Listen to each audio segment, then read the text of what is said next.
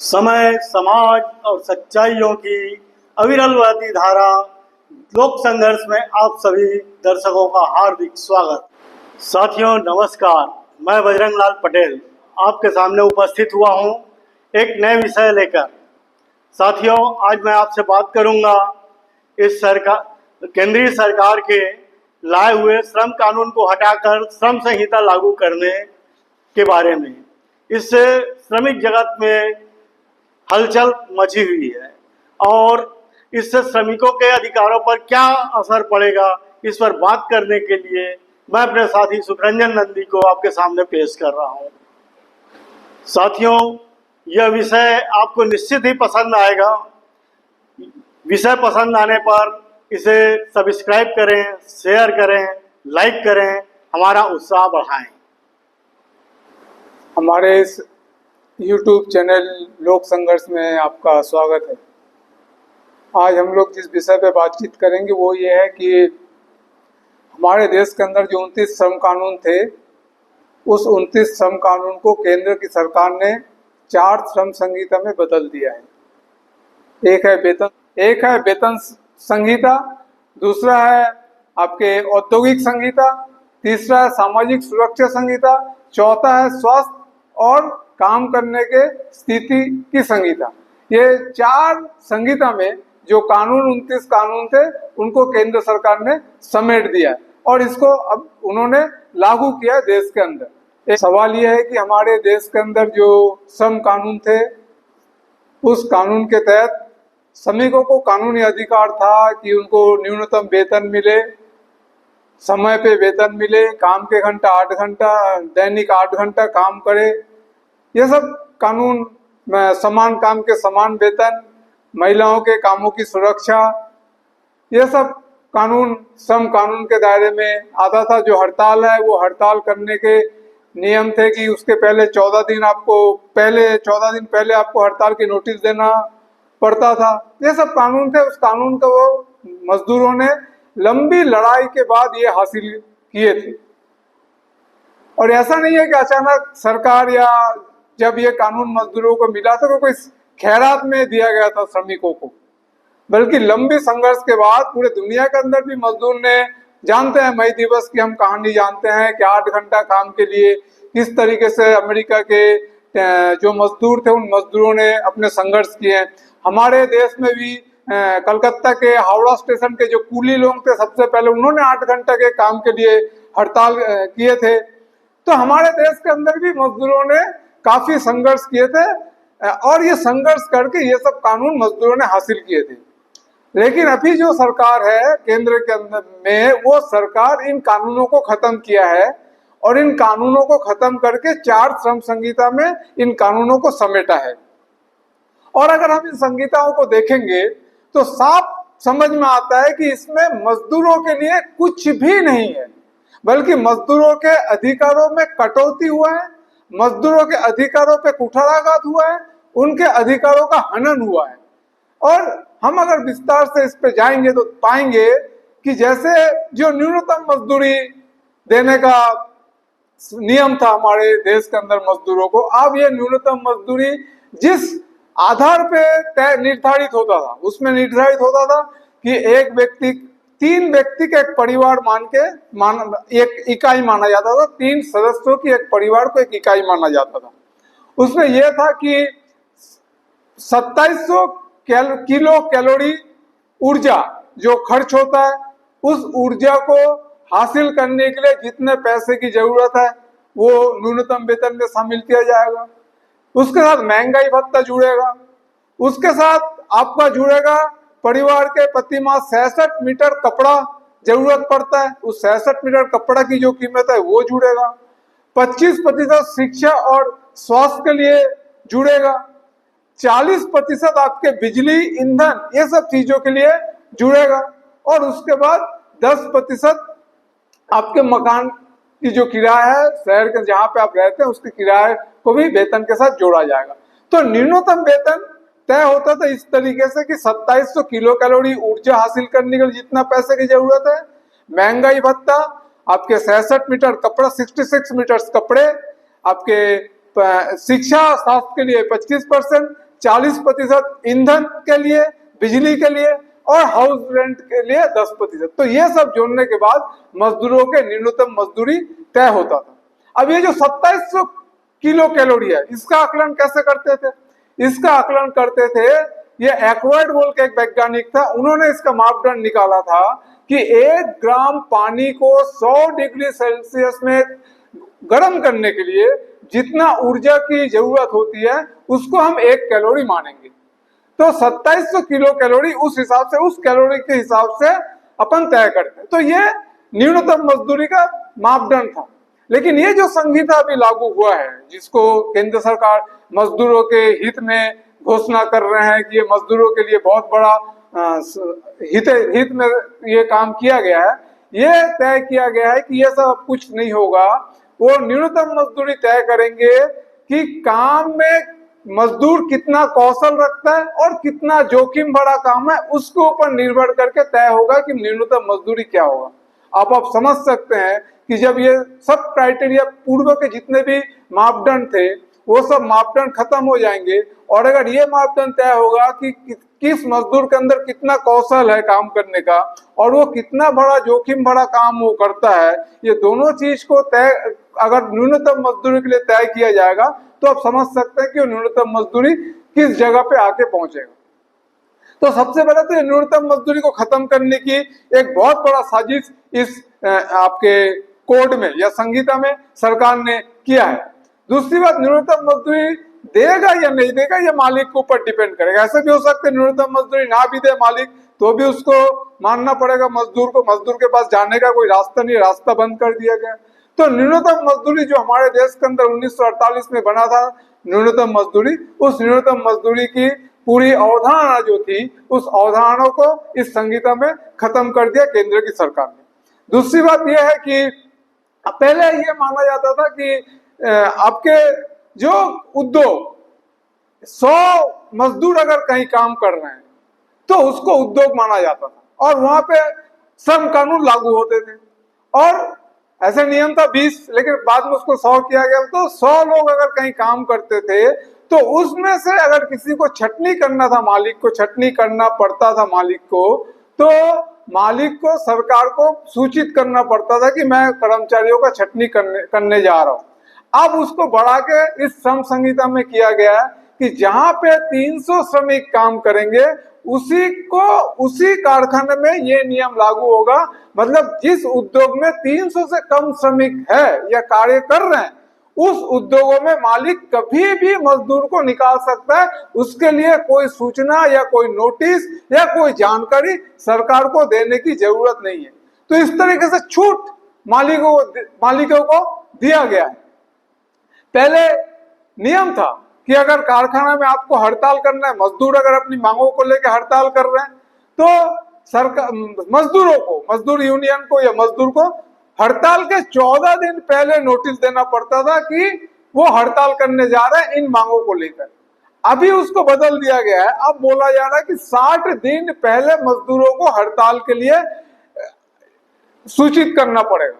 यानी हड़ताल करने की जो अधिकार है उस अधिकार को खत्म कर रहे हैं। जो 60 दिन का इतना ज्यादा लंबा समय है कि मालिक उस हड़ताल को तोड़ने के लिए पूरा भरसक प्रयास करेगा और सफल भी होगा, क्योंकि इतने लंबे समय तक जब आप हड़ताल की नोटिस आप देंगे और मालिक को अगर पहले से ही पता हो जाएगा कि 60 दिन पहले मजदूरों ने हड़ताल के नोटिस दिए, तो उस हड़ताल को तोड़ने के लिए, मजदूरों की एकता को खत्म करने के लिए मालिक पूरी तरीके से अपना प्रयास करेंगे। मालिक पूरी तरीके से कोशिश यही करेंगे कि हड़ताल को किसी भी कीमत में ना होने दिया जाए। तो हड़ताल करने का जो अधिकार मजदूरों का था उस अधिकार को भी श्रम कानूनों ने खत्म किया है। उसके तरफ से एक ये है पहल है उसको कमजोर करने, हड़ताल करने के जो मजदूरों की जो ताकत है उसको कमजोर करने का ये पहल है।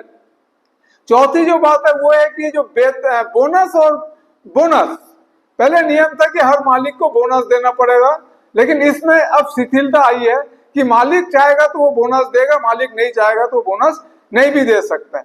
सबसे बड़ा जो हमला है वो है आपके सामाजिक सुरक्षा पे, मजदूरों की सामाजिक सुरक्षा मतलब पेंशन, ग्रेचुइटी, ये सब जो अधिकार मजदूरों को था, अब इस श्रम संहिता के तहत ये सब अधिकार उनसे छीना जा सकता है, उनको नहीं भी दिया जा सकता है। और सबसे मजेदार बात यह है कि श्रम संहिता में बोला गया है कि कोई मजदूर, उसको मजदूर नहीं मान सकता है मालिक अगर वो मजदूर महीने में 18,000 से ज्यादा मजदूरी पाता है। यानी उसकी वेतन अगर 18,000 से ज्यादा किसी की है तो मालिक चाहे तो उसको मजदूर नहीं भी मान सकता है, उसको सुपरवाइजर माना जाएगा।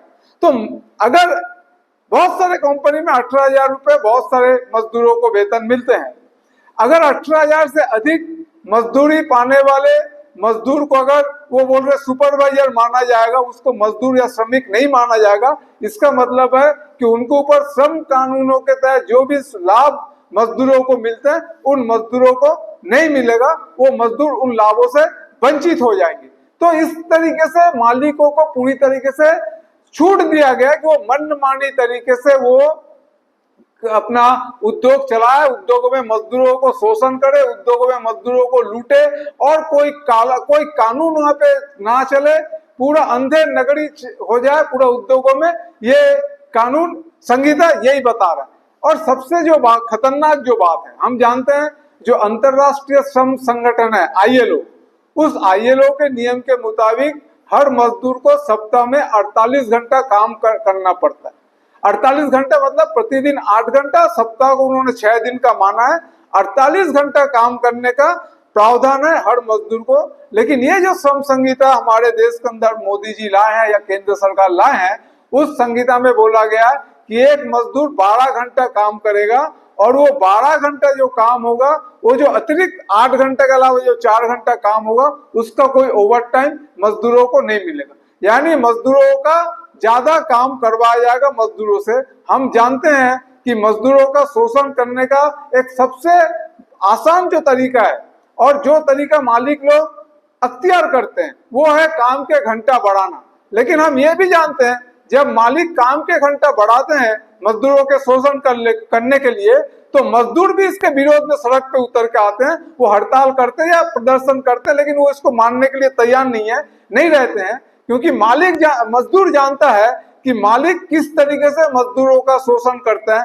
जैसे जैसे काम के घंटा बढ़ता है वैसे वैसे मजदूरों के शोषण के दर भी बढ़ते जाता है। इसलिए काम के घंटा बढ़ाना के विरोध में मजदूर आता है सड़कों पे लड़ने के लिए और सड़क पे लड़ता है। इसीलिए मालिकों के हित में अब ये कानून बना दिया गया है, नियम बना दिया गया है कि मालिक चाहेगा तो मजदूरों से 12 घंटा काम करवा सकते हैं और उसके विरोध में कोई भी मजदूर कुछ नहीं कर सकता, क्योंकि अब ये नियम है और इसके बदले कोई ओवर टाइम भी नहीं मिलने वाला है मजदूरों को। सबसे और जो एक खतरनाक बात है वो ये है कि हम जानते हैं मजदूरों के मजदूरी या वेतन में किस किस मद में कटौती होता है। मजदूरों के वेतन से आप PF के कटौती हो सकता है, ESI के कटौती हो सकते हैं, आपके दूसरे अगर कोई लोन लिए हैं तो उसकी कटौती हो सकते हैं, ये सब कुछ कटौती होता है। लेकिन अभी नया एक जो संहिता में उन्होंने नियम बनाया, उस संहिता में उन्होंने नियम बताया कि मालिक चाहे तो मजदूर पे जुर्माना भी लगा के उसके वेतन से पैसा काट सकता है। दूसरी बात उसमें यह भी नियम है कि अगर कोई काम पे अनुपस्थित हुआ तो उसको ऊपर भी पेमेंट मजदूरी जो है वो काटा जा सकता है। तो और ये जो मजदूरी काटा जाएगा ये 50% तक काटा जा सकता है। मतलब अब मालिक मजदूर पे जुर्माना लगा के भी उसकी मजदूरी काट सकता है, जो अभी तक हमारे देश के किसी भी श्रम कानून में ये नहीं था। तो ये एक नया चीज को उन्होंने शामिल किया है ताकि मजदूरों को मालिकों के बस में रखने के लिए, मजदूरों के पूरी तरीके से एकदम गुलाम बनाने की एक प्रक्रिया इस श्रम संहिता में उन्होंने लागू किया है। और आखिरी जो बात है वो ये है कि हमारे देश के अंदर हम जानते हैं कि लगभग 93% जो मजदूर है वो मजदूर असंगठित क्षेत्र में कार्य करते हैं। और ये जो असंगठित क्षेत्र में कार्य करते हैं इनकी कोई भी सामाजिक सुरक्षा उनको नहीं मिलता है, ना उनको PF मिलता है, ना उनको ग्रेचुइटी मिलता है, ना उनके कोई ESI के स्कीम है। तो सरकार की जो संहिता है अगर उन असंगठित क्षेत्रों के लिए और लूट का एक चारागाह बना दिया है असंगठित क्षेत्र के मजदूरों के लिए। अब यहाँ पे जो संहिता बना है उसमें ना पीएफ मिलने का कोई गारंटी मिलेगा, ना ही तो ईएसआई का कोई गारंटी मिलेगा, ना ग्रेचुइटी की कोई गारंटी मिलने वाला। तो असंगठित क्षेत्र में जो लोग काम करते हैं, जो मजदूर, खासतौर पे जो महिला मजदूर है, उन महिला मजदूर की जो सुविधा पहले मिलते थे, समान काम के समान वेतन, अब इससे भी वो वंचित हो जाएंगे। और स्वाभाविक रूप से जो महिलाओं के नाइट ड्यूटी पे पहले रोक लगा करता था इंडस्ट्री के अंदर, उद्योग के अंदर, अब ये सब जो सुरक्षा था महिलाओं की, इस सुरक्षा भी इस संहिता में खत्म कर दिया गया। अब किसी भी पाली में महिलाओं को कहीं पे भी काम पे रखा जा सकता है। तो एक पूरी तरीके से अराजक स्थिति श्रम के क्षेत्र में पूरी तरीके से मालिकों को लूटने खसोटने के लिए पूरा अवसर तैयार कर दिया है मोदी सरकार ने। हम पहले से ही जानते हैं कि ये सरकार पूरी तरीके से कॉरपोरेट घराने के हित में काम कर रही है, कॉरपोरेट के मुनाफा को सुनिश्चित करना इनका काम है। और ये सब जो परिवर्तन हो रहा है, ये परिवर्तन इसलिए हो रहा है कि मालिकों के मुनाफा में इजाफा हो सके। और हम ये भी जानते हैं कि जैसे जैसे ये जो मालिक अपने संकट से उभरने के लिए जिस तरीके से मजदूरों के शोषण को और बढ़ा रहे हैं, इस शोषण बढ़ने के कारण यह संकट और गहरा होगा। संकट से ये बाहर निकल ही नहीं सकता, क्योंकि पूंजीवादी उत्पादन प्रणाली जितना मजदूरों का शोषण करेगा, जितना मजदूरों को लूटेगा, मजदूरों को कम मजदूरी देगा, मजदूरों के अधिकारों का हनन करेगा, उतना उतना यह संकट में और गिरफ्त में और ज्यादा फंसते जाएगा। इसीलिए ये जो श्रम संहिता हमारे देश के अंदर मोदी जी ने लागू की है, ये हमारे देश के मजदूरों के हित में नहीं है, हमारे देश के कॉरपोरेट के हित में है। लेकिन अगर हम दूर नजर से देखें तो ये कॉरपोरेट के हित पे भी नहीं है, ये देश के हित पे भी नहीं है, ये आर्थिक संकट को बढ़ाने के लिए एक कदम मोदी सरकार ने लिया है। अब पूरे देश के पैमाने पे जो मजदूर संगठन है, खासतौर पे एक संगठन छोड़ के जो बीजेपी के मजदूर संगठन है, बीएमएस भारतीय मजदूर संघ छोड़ के जितने भी केंद्रीय मजदूर संगठन है, उन सभी मजदूर संगठन ने आगामी 20 मई को पूरे देशव्यापी हड़ताल का आह्वान किया है। और ये जो 20 मई को राष्ट्रव्यापी हड़ताल का आह्वान किया, ये हड़ताल पूरे खदानों में, पूरे आपके निर्माण मजदूर, पूरे आपके जितने भी ठेके मजदूर हैं, इन सब ठेके मजदूरों के बीच में ये होगा हड़ताल। इसलिए क्योंकि ये जो श्रम संहिता है, ये श्रम संहिता हमारे देश के मजदूरों के अधिकारों का हनन है। जो अधिकार मजदूरों ने लंबी संघर्ष के बाद हासिल किए थे, अब उन अधिकारों को छीना जा रहा है। हम इस तरीके से जान सकते हैं कि ये जो श्रम संहिता है, इस श्रम संहिता लागू होने के बाद हमारे देश के अंदर और ज्यादा आउटसोर्सिंग, ठेकेदारी और प्लेसमेंट कर्मचारियों की संख्या बढ़ेगी। नियमित कर्मचारी जो है उनकी संख्या में कटौती आएगी। और जब प्लेसमेंट कर्मचारी, आपके ठेका कर्मचारी, ठेका मजदूर जिस तरीके से अगर वो बढ़ेंगे तो उनका शोषण और ज्यादा होगा, क्योंकि सरकार ने मालिकों को लूटने के लिए पूरी आजादी दे दी है, पूरी चारागाह बना दिया है कि वो किसी भी कीमत पे मजदूरों को लूटे, मजदूरों का शोषण करे और मजदूरों का शोषण करके अपनी मुनाफा का इजाफा जारी रखे। तो इसीलिए ये जो श्रम संहिता है, इस श्रम संहिता के खिलाफ में मजदूरों को एकजुट होने की जरूरत है। अब वहां पे ट्रेड यूनियन बनाने के जो अधिकार है उस पे भी कटौती करने की बात इस श्रम संहिता में किया गया है। पहले 100 लोगों के होते थे, अब उसमें और ज्यादा लोगों की जरूरत की बात श्रम संहिता में किया गया है। श्रम संहिता में महिलाओं की जो प्रसूतिकालीन अवकाश होते थे उसको घटाने की बात है। तो ये कुल मिला के जो अगर आप श्रम संहिता को देखेंगे तो आप साफ स्पष्ट रूप से आपको समझ में आ जाएगा कि ये किसी भी कीमत में मजदूरों के हित पे नहीं है, ये किसी भी कोने से मजदूरों के हित में श्रम संहिता नहीं है। ये श्रम संहिता सिर्फ मजदूरों के शोषण को और तेज करने के लिए, मालिकों के मुनाफा को बढ़ाने के लिए हमारे देश के अंदर ये जो सरकार है, ये सरकार लागू की है। हम और एक वीडियो इस विषय पे बनाएंगे कि आखिर ये जो काम के घंटा बढ़ाने के सवाल पे, ये जो 12 घंटा काम करने की बात सरकार कर रही है, ये काम के घंटा बढ़ाने के पीछे क्या राजनीति है, ये बढ़ाने के कारण मजदूरों को किस तरीके से नुकसान होगा, इसके बारे में हम एक वीडियो और बनाएंगे और उस वीडियो को अपलोड करेंगे। बहुत बहुत धन्यवाद।